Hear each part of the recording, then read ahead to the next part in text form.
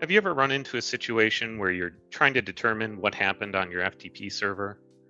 Well, Move It Transfer can help out with that. I'm Andrew Lorandos, and I'll be walking us through Move It Transfer's logging today.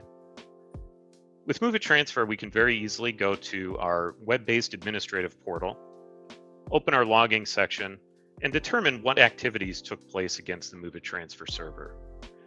This could be user actions such as uploading or downloading files, administrative actions, adding users, creating groups, folders, permissioning, those sorts of things.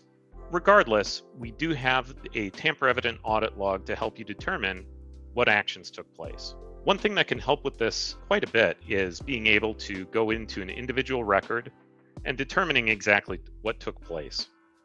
In this case, this is a file upload.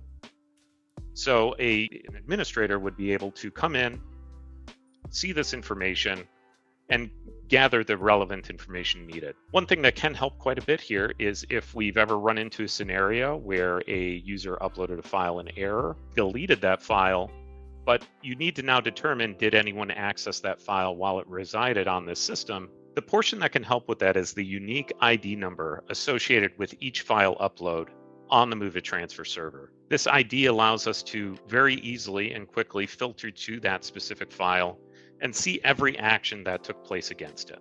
Check out the link below to learn more and get started with Move It today.